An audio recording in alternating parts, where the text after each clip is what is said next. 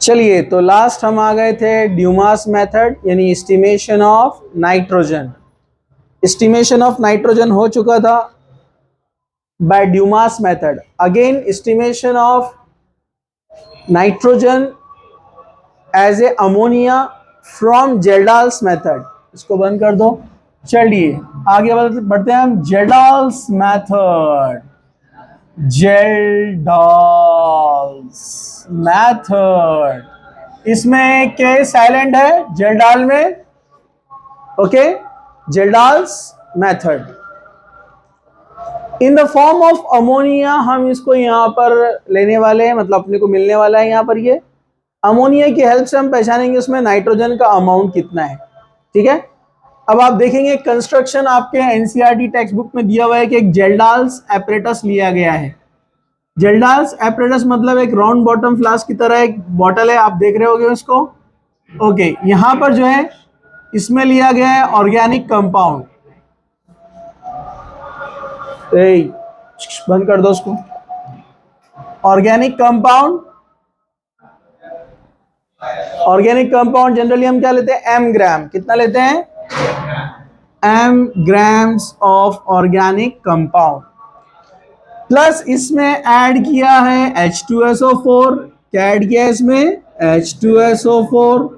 और इसमें little amount of copper sulphate को ऐड किया गया है। ठीक है, अब इसको हम जो है यहाँ पर रिएक्शन देखते हैं जो आपके बुक में दिया गया है कि ऑर्गेनिक कंपाउंड में अगर नाइट्रोजन प्रेजेंट रहा, ऑर्गेनिक कंपाउंड जो कि क्या है, अपना सैंपल। ऑर्गेनिक कंपाउंड मतलब कौन है, अपना सैंपल। अगर इसमें नाइट्रोजन प्रेजेंट रहा तो वो इन द फॉर्म ऑफ अमोनिया आता है। इसको थोड़ा सा याद रखो आप, इन द फॉर्म ऑफ अमोनिया।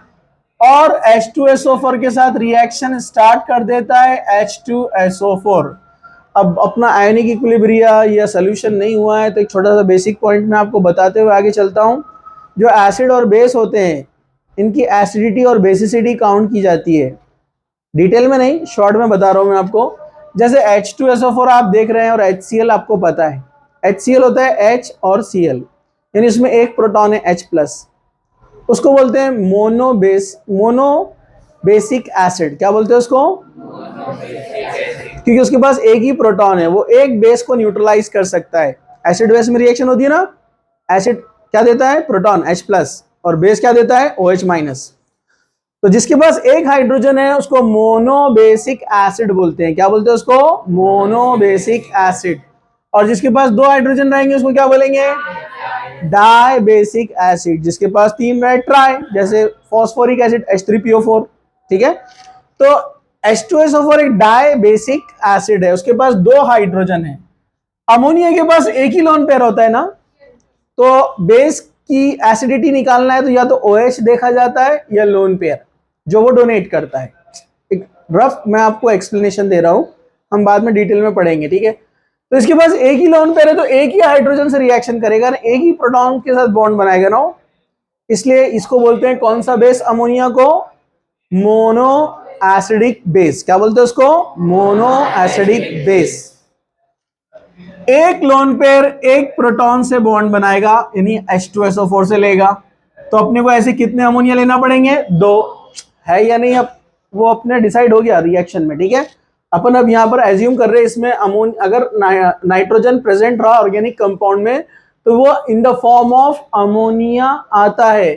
तो दूसरा लोन पेयर, दूसरा अमोनिया, वो भी इंटरेक्ट करेगा तो NH3 और H क्या बन जाएगा, बोलो, NH4। दूसरा NH3 और दूसरा हाइड्रोजन क्या बनाएगा, कितने NH4, 2 NH4, NH4 twice SO4 2-। समझा क्या, इस पर 2- आ जाएगा और एक NH4 पर एक प्लस आएगा। समझा आपको, तो बैलेंस हो गया। इसको बोलते हैं अमोनियम सल्फेट। क्या बोलते हैं इसको, अमोनियम सल्फेट। कौन है ये, अमोनियम सल्फेट। इसको एक कॉनिकल फ्लास्क में लिया गया है, आप उसको देख सकते हैं फिगर के अंदर। ठीक है, एक कॉनिकल फ्लास्क में इसको कलेक्ट किया गया है। ये जो ऑर्गेनिक कंपाउंड था H2SO4 के साथ रिएक्शन कर लिया, H2SO4 के साथ रिएक्शन कर लिया तो बन गया अमोनियम सल्फेट। अब उसके बाद हम यहां पर क्या करने वाले हैं, एक डिवाइस यानी एक ट्यूब की हेल्प से इसका टाइट्रेशन करने वाले हैं। टाइट्रेशन मतलब इसमें हम NaOH drop by drop add करेंगे। इसको आप पैक भी कर सकते हैं, ठीक है। ये आ रहा है यहां से, इसको बोलते हैं जेल्डाल्स ट्रैप। क्या बोलते हैं इसको? के साइलेंट है, जेल्डाल्स ट्रैप। क्या बोलते हैं इसको? और इसको बोलते हैं जेल्डाल्स डिवाइस, जेल्डाल्स इंस्ट्रूमेंट, ठीक है, जेल्डाल्स डिवाइस, ठीक है, जिसमें रिएक्शन लिया था, इसको ट्रांसफर किया यहां पर। ओके, अब स्लोली स्लोली हम इसमें क्या कर रहे हैं, अमोनिया ट्रांसफर कर रहे हैं, सॉरी NaOH ट्रांसफर कर रहे हैं, सोडियम हाइड्रोक्साइड। सोडियम हाइड्रोक्साइड यहां पर एक RBF राउंड बॉटम फ्लास्क में लिया गया है, NaOH, और यहां पर कौन आया है, ये अपना जो रिएक्शन मिक्सचर, ये वाला जो रिएक्शन हुआ है ना ऊपर, वो रिएक्शन आया है। ये यहां पर हम इसको हीट कर रहे हैं, ठीक है। चलो यहां पर इसको हीटिंग शुरू किया, ये NaOH फ्यूम्स ऊपर आएंगे, घूमकर इधर आएंगे और इसमें ऐड हो गया। अब NaOH का रिएक्शन स्टार्ट होगा, जो ये तैयार हुआ है अमोनियम सल्फेट के साथ में। तो यहां पर तैयार हुआ था अमोनियम सल्फेट। अमोनियम सल्फेट में अब कौन ऐड हो रहा है, NaOH। क्या ऐड हो रहा है, NaOH लेंगे अपन यहां पर 2 मोल्स। कितना लेंगे NaOH, 2 मोल्स। तो यहां पर क्या होगा, यहां से जो NH4 है, कितने NH4 है अपने पास, 2। NH4 हाइड्रोजन लॉस करके क्या बन जाएगा, NH3। क्या बन जाएगा, NH3। 2 NH4 है तो कितने बनेंगे NH3, 2 बनेंगे। दोनों ने एक एक हाइड्रोजन लॉस किया, NH4 बना NH3 तो एक हाइड्रोजन गया, दूसरा NH4 बना NH3 तो उसने भी एक हाइड्रोजन दिया। कितने हाइड्रोजन, 2 हाइड्रोजन, और ये 2 OH मिलकर क्या बनाएंगे, 2H2O, HOH HOH 2H2O बन गया। ओके, अब बचे 2 Na, 2 Na और SO4 मिलकर क्या बनाएगा, Na2SO4। बैलेंसिंग समझ में आ गया, ध्यान से देख लो एक बार। अरे देखो ना, क्या आप लोग देख रहे हैं, अरे क्या आप लोग देख रहे हैं, ठीक है। ये रिएक्शन हो गया इसका। अब मैं यहां अलग से एक रिएक्शन लिख रहा हूं, 2 मोल्स ऑफ अमोनिया, इसको मैं एक्सप्लेन करता हूं अभी, ठीक है, प्लस H2SO4। ओके, रिएक्शन होगा यहां पर क्या, एक हाइड्रोजन ये एक लोन पेयर ले लेगा तो क्या बन जाएगा, NH4। दूसरा अमोनिया वो भी एक हाइड्रोजन ले लेगा, क्या बन जाएगा, NH4 ट्वाइस SO4। अब ये रिएक्शन से हम क्या समझते हैं, मैं आपको 1 बाय 1 बताता हूं, थोड़ा सा ध्यान से देखो। एक रिएक्शन है, उसका नाम है टाइट्रेशन। क्या नाम है उसका, टाइट्रेशन। क्या नाम है उसका, टाइट्रेशन। मतलब ये रिएक्शन होता है versus between acid and base, neutralization reaction होती है। क्या होती है ये, न्यूट्रलाइजेशन रिएक्शन। जैसे मैं एग्जांपल देता हूं, एग्जांपल जरा ध्यान से देखो। जैसे आपने एक HCl लिया और एक NaOH लिया, ठीक है, और ये दोनों जब कंप्लीटली न्यूट्रलाइज होंगे तो यहां से एक H और OH क्या बनाएगा, H2O प्लस NaCl क्या बनाएगा, NaCl। तो हम बोलते हैं रिएक्शन बैलेंस है। क्या ये बैलेंस रिएक्शन है, ठीक है। वैसे ही अगर मैं डालूं H2SO4 और NaOH, तो इसको बैलेंस करना है तो 2 हाइड्रोजन है, यहाँ एक ही था ना, यहाँ 2 हाइड्रोजन है और OH कितना है, 1। तो बैलेंस करने के लिए इसको डबल करना पड़ेगा, यस। अब 2 NaOH हो गए तो दोनों H और दोनों OH क्या बनाएंगे, 2H2O बराबर। बचे दोनों NaSO4 के साथ जाएंगे, Na2SO4। ये अपनी रिएक्शन नहीं है, ये आपको समझाने के लिए बेसिक बता रहा हूं मैं, बैलेंस कैसे होता है। तो एक्चुअली हमने पहचाना कैसे अंदर अमोनिया कितना है, इसके लिए मैंने आपको ये बेसिक रिएक्शन बताया। कैसे पहचाना हमने, यहां पर जो ये ऐसा, ये टाइट्रेशन बोलते हैं इसको, ये versus HCl and NaOH, H2SO4 and NaOH, इनमें कंपटीशन चलता है रिएक्शन का कि एक H दूसरे OH के साथ मिलकर न्यूट्रलाइज होकर वाटर बनाता है, ठीक है।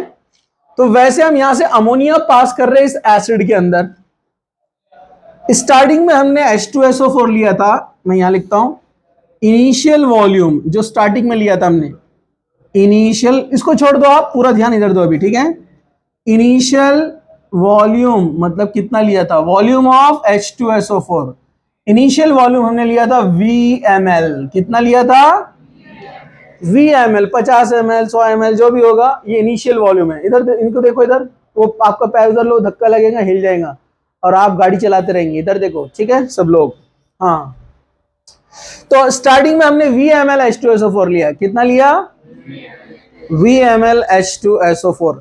H2SO4 अंदर गया, ऑर्गेनिक कंपाउंड के साथ रिएक्शन स्टार्ट किया, अंदर जितना नाइट्रोजन था उसके साथ रिएक्शन कर लिया और रिएक्शन करके उसने अमोनियम सल्फेट बना दिया, समझा आपको। तो हमने H2SO4 एक्सेस में लिया था ज्यादा, तो अंदर कितना नाइट्रोजन था जो H2SO4 के साथ रिएक्शन कर लिया, अपन पहचान सकते हैं कैसा, क्योंकि आपने लिया 50 ml एग्जाम्पल और अंदर 20 ml रिएक्शन कर लिया, बचा 30 ml। लेकिन आपको कैसे पता चलेगा 30 ml बचा 20 ml बचा, वो बताएगा अपने को कौन, NaOH। कैसे, हम NaOH ड्रॉप बाय ड्रॉप पास करते जाएंगे इसमें, मेजरिंग सिलेंडर से उसको मेजर भी किया जा सकता है, यहां पर मेजरिंग सिलेंडर रहेगा, हम कैलकुलेट कर सकते हैं उसको। हम पता लगाएंगे कि NaOH कितना यूज होता है रिएक्शन में H2SO4 को न्यूट्रलाइज करने के लिए। इधर देखो, अंदर ऑर्गेनिक कंपाउंड था जिसमें नाइट्रोजन था, आपने बहुत सारा H2SO4 डाला, उसने रिएक्शन किया, जितना उसके पास नाइट्रोजन था उसके साथ रिएक्शन करके वो बैलेंस हो गया, तो कुछ ना कुछ H2SO4 बचा हुआ है ना। तो वो H2SO4 कितना बचा हुआ है वो कौन बताएगा अपने को, NaOH। तो अब जैसे हमने यहां पर मेजर किया, या कोई और मेजरिंग सिलेंडर भी ले सकते हैं आप, अगर हमने मेजरिंग सिलेंडर से पता लगा लिया कि कितना NaOH अपना यूज हुआ, तो हम पता लगा सकते हैं वहां बचा हुआ H2SO4 कितना था। बचा हुआ कितना अपने को मालूम पड़ गया, तो इनिशियल में से माइनस कर दो, फिर स्टार्टिंग में से, तो अपने को पता चल जाएगा ना ऑर्गेनिक कंपाउंड के साथ कितना गया।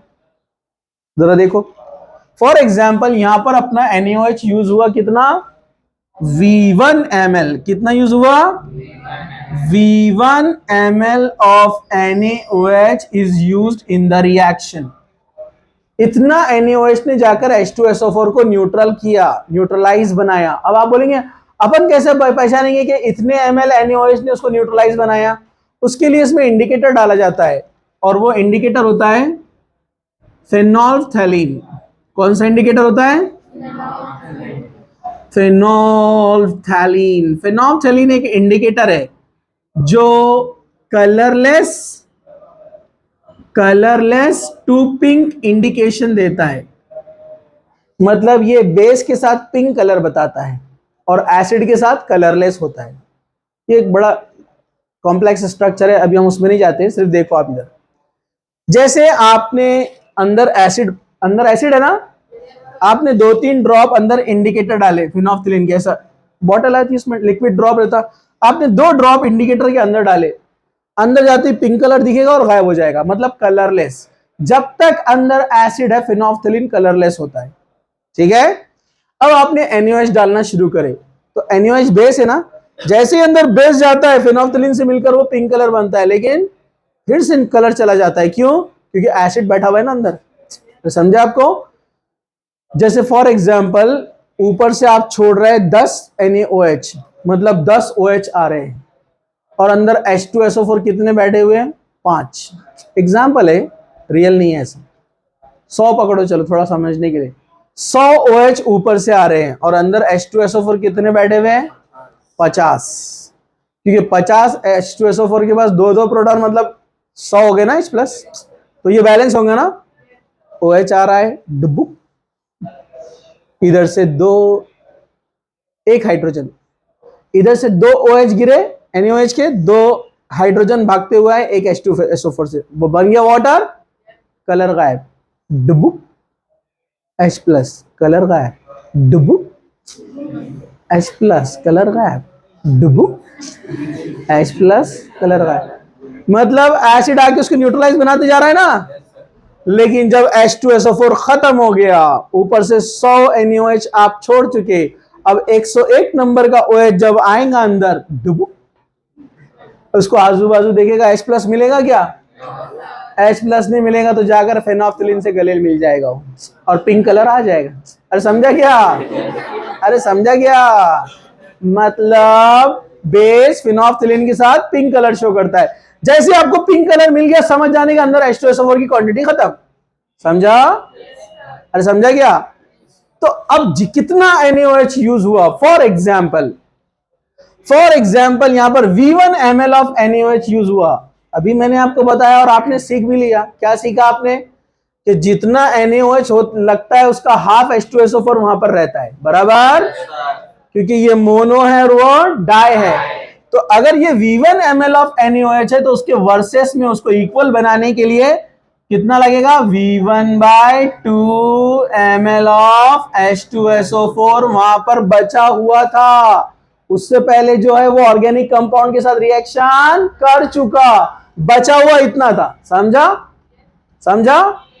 अब हम बोलेंगे कितना गया ऑर्गेनिक कंपाउंड के साथ में, तो सिंपल सा है, स्टार्टिंग में कितना लिया था? NaOH ने बताया बचा हुआ इतना है, बराबर है ना। तो इसमें से इसको माइनस कर दो तो पता चल जाएगा ना कितना गया ऑर्गेनिक कंपाउंड के साथ में। अरे बोलो ना। तो जो ऑर्गेनिक कंपाउंड के साथ गया वो कितना है? V minus V1/2 ml of H2SO4। ये किसके साथ गया? अमोनिया के साथ। पहले ऑर्गेनिक कंपाउंड में अमोनिया के साथ गया, समझा? अब फिर से सवाल, H2SO4 डाई बेसिक एसिड है, लर्न कर लिया ना आप लोगों ने। H2SO4 कौन है? और अमोनिया कौन है? Mono acidic base. तो जितना H2SO4 रहा उसका डबल अमोनिया लगता है ना। शुरू में देखा ना, जितना H2SO4 था उसका डबल अमोनिया। अगर वहां पर ऑर्गेनिक कंपाउंड में V-V1/2 ml H2SO4 गया तो कितने अमोनिया के साथ जाएगा? इसको 2 से मल्टीप्लाई करना पड़ेगा ना। मतलब वो 2 × V-V1/2 ml ऑफ अमोनिया के साथ गया। अपने को पता चल गया अमोनिया कितना था अंदर, ऑर्गेनिक कंपाउंड में अमोनिया कितना था। समझा? अब अमोनिया का वॉल्यूम पता चल गया तो नाइट्रोजन का वेट निकाल सकते हैं और परसेंटेज भी निकाल सकते हैं, इजी। लेकिन मुझे ऐसा लग रहा है अभी भी आपको 50% समझा और 50% बॉन्ड्स, बराबर है ना। तो ये असल में प्रॉब्लम होता है, ये by2 V-V1/2, ये मैथमेटिकल चीजें जैसे ही आए आपका बीपी बढ़ना शुरू हो जाता है। एग्जाम्पल रहा तो जल्दी समझ में आता है ना। चलो देखो एग्जाम्पल, लेकिन अभी अपना कंप्लीट नहीं हुआ, परसेंटेज निकालने के लिए अभी अपने को देखना है, उसके लिए अपन उधर जाएंगे। मैं यहाँ एग्जाम्पल बता रहा हूं, चलो इधर देखो। इनिशियल वॉल्यूम है VmL। अब डायरेक्ट एग्जाम्पल लिए तो जल्दी समझ में आता है। मतलब initial volume for example 50 ml H2SO4 initial है। 50 ml क्या है? इनिशियल अमाउंट ऑफ H2SO4 जो अपन ने स्टार्टिंग में लिया। ठीक है, ऑर्गेनिक कंपाउंड डाला, NaOH पास किया, रिएक्शन हो गया, कंप्लीट हो गया। NaOH कितना यूज हुआ? V1। कितना हुआ? लेकिन अब यहाँ एग्जाम्पल है ना तो लेना पड़ेगा ना। कंसीडर करो यहां पर 40 ml NaOH यूज हुआ। ये अपने को मीटर बता देगा, मेजरिंग सिलेंडर बता देगा ना कितना NaOH यूज हुआ। पिंक कलर जैसे आया आप NaOH डालना बंद कर देंगे। आप देखेंगे रिकॉर्डिंग में जाकर कितना डाला NaOH? 40 ml डाला। अगर 40 ml NaOH जाकर H2SO4 को न्यूट्रलाइज करता है, कितना ml? 40 ml जाकर न्यूट्रलाइज करता है किसको? H2SO4 को न्यूट्रलाइज करता है। तो आप मुझे बताइए वो कितने H2SO4 को न्यूट्रलाइज करेगा? वो 20 ना। अरे भाई V1 जितना रहता उसका हाफ H2SO4 रहता ना, तो कितने ml को करेगा? 40/2। 40/2 मतलब 20 ml H2SO4 को उसने क्या किया? न्यूट्रलाइज। लेकिन शुरुआत में कितना लिया था? 50। और यहाँ NaOH के साथ कितना गया? अरे NaOH के साथ कितना गया? 20 H2SO4 गया, तो शुरू में जो लिया था उसमें से इसको माइनस कर दो, कितना बचा? तो आप उसको ऐसा भी लिख सकते हैं ना, कैसे लिख सकते हैं आप उसको? 50 माइनस 20 या डायरेक्ट 30 बराबर है। तो कितना ml ऑर्गेनिक कंपाउंड के साथ गया? 30 ml ऑफ H2SO4। अगर ये 30 ml है तो अमोनिया कितना होगा? उसका डबल 60 ml। आप समझा? मतलब NaOH की हेल्प से बचा हुआ H2SO4 मालूम करेंगे आप, और बचा हुआ H2SO4 को इनिशियल में से माइनस करेंगे तो पता चल जाएगा ऑर्गेनिक के साथ कितना गया, फिर उसका डबल कर देंगे तो आपको पता चल जाएगा कि अमोनिया का वहां पर वॉल्यूम कितना था। समझा? आसान है। और फिर भी कंफ्यूजन हुआ तो सिंपल याद रखने का, जो V रहेगा वो इनिशियल अमाउंट, जो V1 रहेगा वो NaOH। समझा? क्वेश्चन सॉल्व करेंगे अब तब समझ में आ जाएगा आपको। चलो अब जरा ध्यान से देखो, ये हो गया अमोनिया का वॉल्यूम अपने को मिल गया। ये फॉर्मूला चेंज भी हो सकता है लेकिन वो लेवल के आपको आएंगे नहीं क्वेश्चन। जैसे H2SO4 की जगह उसने अगर HCl लिया तो NaOH भी मोनो और HCl भी मोनो, दोनों मोनो मोनो है ना, तो इक्वल रहेगा ना। अगर ये V1 है तो HCl भी कितना रहेगा? V1।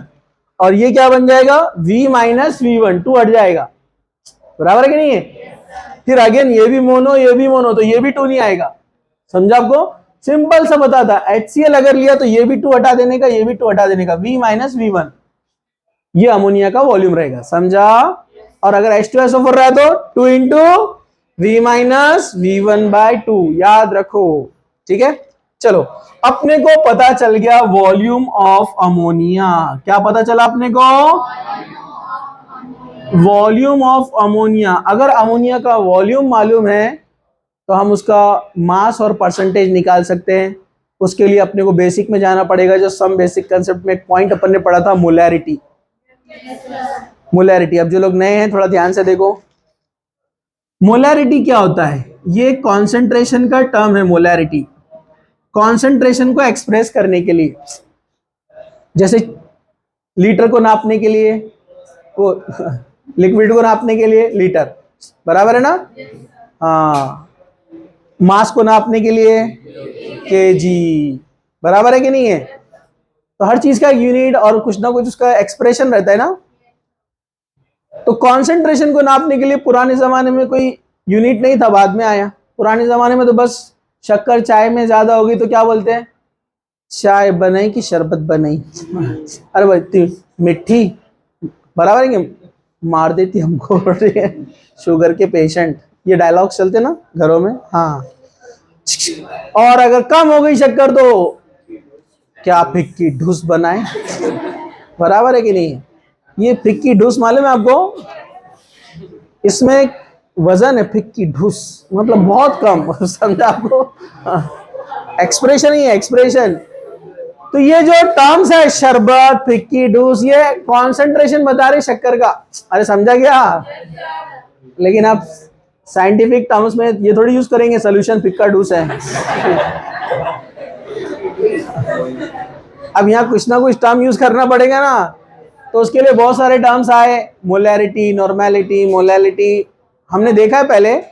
सोल्यूशन चैप्टर जब आएगा तो और एक बार देखेंगे हम, ठीक है? ओके, इधर देखो, किसी भी सोल्यूशन की मोलैरिटी, किसी भी सोल्यूशन की मोलैरिटी कैसे निकालते हैं?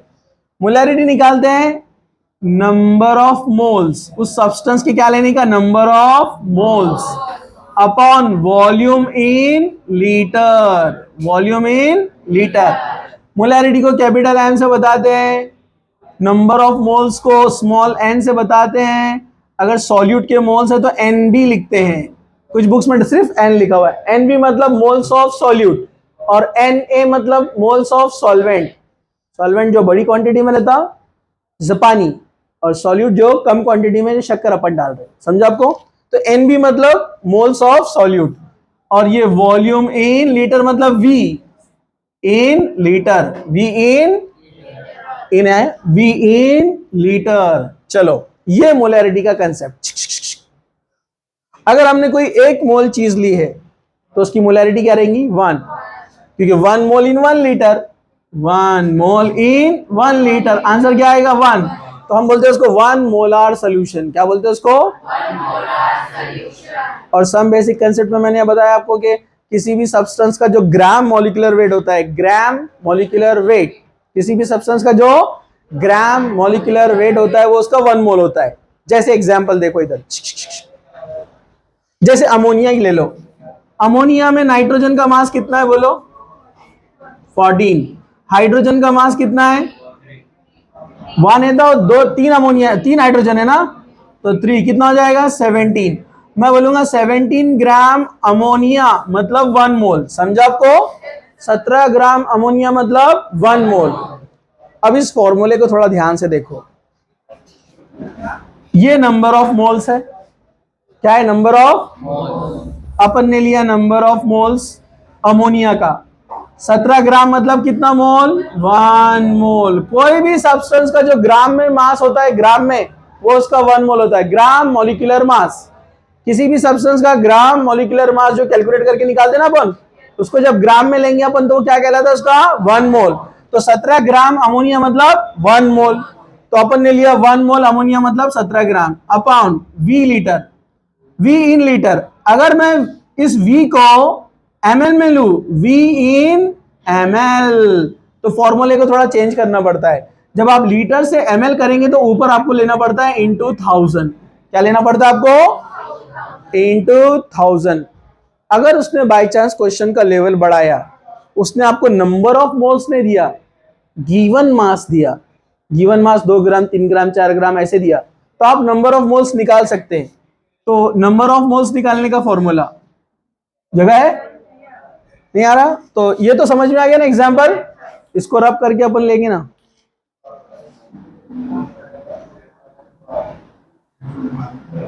अगर आपको उसने 1 2 3 4 ग्राम दिया, नंबर ऑफ मोल्स नहीं दिया, तो आप नंबर ऑफ मोल्स यानी एनबी, एनबी मतलब नंबर ऑफ मोल्स, आप निकाल सकते हैं। कैसे?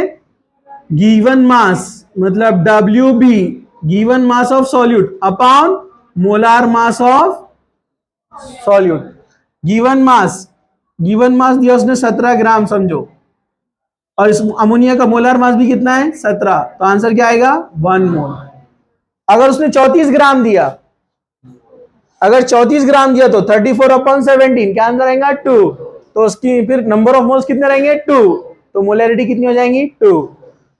इस W बाय ये WB अपॉन MB को आप डायरेक्ट यहां भी रख सकते हैं यहां पर।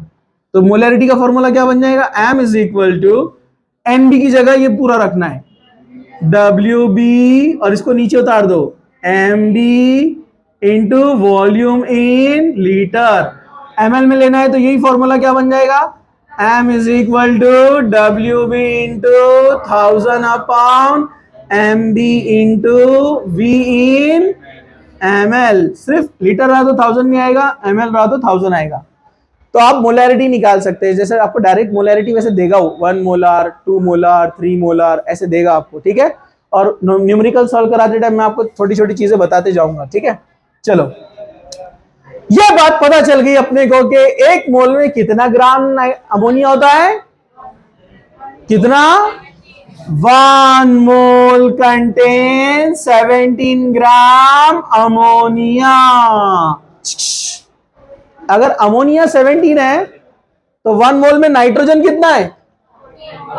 14। 1 मोल में नाइट्रोजन कितना है? यस, 1 मोल के अंदर नाइट्रोजन कितना है? 14 ग्राम्स। कितना है? 14 ग्राम्स। तो क्या हम ऐसा बोल सकते हैं 1 मोल या 1 मोलार? 1 मोलार का मतलब है कितना ml? 1000 ml। 1 मोलार का मतलब क्या होता है? लीटर में कितने ml आते हैं? 1000 ml आते हैं ना? अरे बोलो ना। अगर 1 मोलार सोल्यूशन है मतलब वहां पर 1 लीटर है, और 1 लीटर मतलब वहां पर ml कितने हैं? 1000। तो हम ऐसा कह सकते हैं कि 1000 ml of solution, ammonia solution with 1 molarity, 1000 ml of ammonia with 1 molarity contains 14 grams nitrogen, contains 14 grams, बोल सकते हैं ऐसा? 14 ग्राम नाइट्रोजन होता है 1000 ml में। अगर 1 मोलार का रहा तो फिर आप बोलेंगे अपने को वॉल्यूम क्या मिला क्वेश्चन में, 2v माइनस v1/2 इतना मिला ना अपने को। तो आप बोलेंगे 2 ना, 2v minus v1/2 ml of ammonia contains how much? Cross multiplication. Cross multiplication लेंगे तो बोलो क्रॉस मल्टीप्लीकेशन में क्या होगा, 2v माइनस v1/2, लेकिन यहां मोलैरिटी मेंशन करना जरूरी है, यहां 1 मोलार है ना। हाँ, तो 2v minus v1/2 molar into 14 upon 1000। समझा आपको? इससे आप निकालेंगे वेट ऑफ नाइट्रोजन। बोलो कैसे, बोलो ना, ये दिख रहा है इसमें, ओके, नजर नहीं आ रहा है, दिख रहा है ना, चलो फिर भी ऊपर ले लेंगे। चलो वेट ऑफ नाइट्रोजन, बोलो कैसे निकालेंगे, ये नीचे नीचे से जाएंगे, 2v माइनस v1/2। अरे ऊपर भी नहीं दिख रहा, okay, 2v minus v1/2 into m। ये फॉर्मूले में आपको मोलैरिटी भी रखना है, क्योंकि मोलैरिटी चेंज अमाउंट चेंज, इसलिए इसमें याद रखना है। तो ये 2v minus v1/2 into m, ऊपर जाएंगे इंटू 14 अपॉन 1000, क्रॉस मल्टीप्लीकेशन, इससे वेट मिलेगा। अब परसेंटेज निकालना है तो 2v minus v1/2 into m into 14 into 100 upon 1000 into m, जो हमेशा लेते हैं अपन ऑर्गेनिक कंपाउंड m। अरे समझा क्या, ये फॉर्मूला यूज करना है अपने को। अगर HCl रहा तो सिंपली ये 2 हटा देने का, मोलैरिटी जो भी देगा वहां रखने का, 1 मोलार दिया तो 1, 2 मोलार दिया तो 2, 0.5 दिया तो 0.5। समझा? तो राइट आंसर आएगा अपना। कल हम करेंगे न्यूमेरिकल्स, तो इंशाल्लाह आपको समझ में आ जाएगा। इसमें कोई डाउट रहा, प्रॉब्लम रहा, तो इसीलिए ये वीडियो है, ताकि आप बाद में और रिवीजन कर सके। ठीक है, तो इसको यहां पर हम स्टॉप करते हैं, फोटो और स्टॉप।